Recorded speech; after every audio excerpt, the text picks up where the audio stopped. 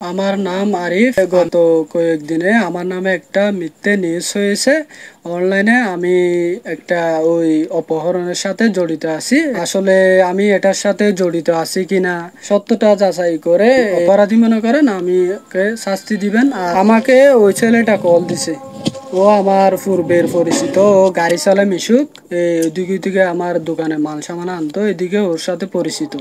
সে আমাকে কল দিয়ে ধর্মস্থর ভাই ডাকতেছে, বলতেছে ওর আম্মুকে একটু বুঝাইতে। ও নাকি এরকম ওর একটা ফ্রেন্ডের সাথে বেড়াতে গেছে, ওইখানে টাকা নিয়ে পালিয়ে গেছে, তো ওকে আটকে রাখছে।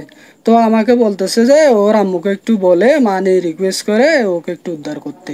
তো আমি বলছি যে আমি তোমার আম্মুর নাম্বার কোথায় পাবো, তুমি তোমার আম্মুকে বলো না, আমি গেলে বুঝালে হবে নাকি?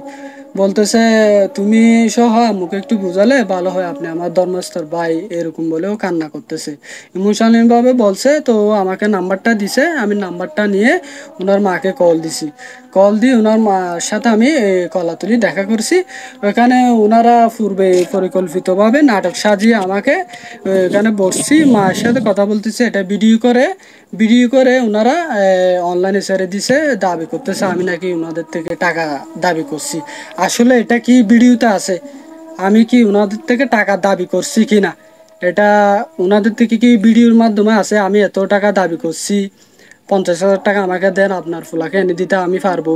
এটা যদি ওনাদের থেকে থাকে তাহলে ওনারা এটা সামনে এনে দেখাতে বলেন, তাহলে আমি শাস্তি মাথা পেতে নিব। আসলে বাসে তুলে দিছে দেয়, এগুলোর সাথে আমি কোনো জড়িত নাই।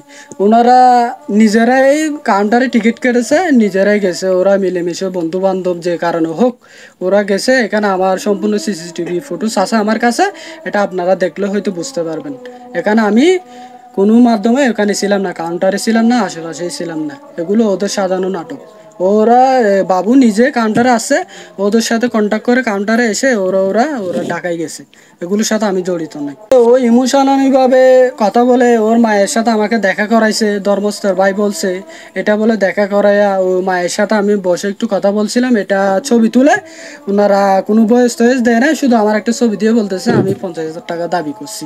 আমি চাই এটা সবার কাছে সম্পূর্ণ সত্যটা যাচাই করে, প্রশাসন থেকে শুরু করে জনগণ থেকে শুরু করে সত্যটা যাচাই করে সবার কাছে প্রতিবাদটা চাই, তীব্র নিন্দা জানাই। আমার নাম মোহাম্মদ রাজীব, আমার ছোট ভাই মোহাম্মদ আরিফ। আমার ছোট ভাইয়ের নামে একটা মিথ্যে নিউজ করা হচ্ছে, আমার ভাই নাকি আপনার অপহরণকারীদের সাথে জড়িত। তাহলে আপনারা এটা সত্য এবং কি এলাকাবাসী আছে, প্রশাসন আছে, আর আপনারা আছেন, সাংবাদিক ভাইয়েরা আছেন, এটা আপনারা কে অপহরণ করছে কে করে নাই, এটা কি আমার ভাই করছে নাকি ওনারা নিজেরাই ঢাকায় গেছে? তাহলে এটা আপনারা প্রশাসন আছে, আপনারা সাংবাদিক ভাইয়েরা আছেন, আমাদের এলাকা মহল্লাবাসী আছে, সবাই এটা সুস্থ তদন্ত করুক। আমি এটা চাই, আমার ভাই যদি অপরাধী হয় পুলিশকে আমার বাসায় আসতে হবে না, আমরা নিজেরাই আমার ভাইকে প্রশাসনের হাতে আমি তুলে দেব। এটা আমি সুস্থ বিচার চাচ্ছি আপনাদের কাছে, প্রশাসনের কাছে, এলাকাবাসীর কাছে, সাংবাদিক আপনারা ভাইদের কাছে, এটা আমি সুস্থ বিচার চাচ্ছি, এটা আমার নিন্দা জানাচ্ছি।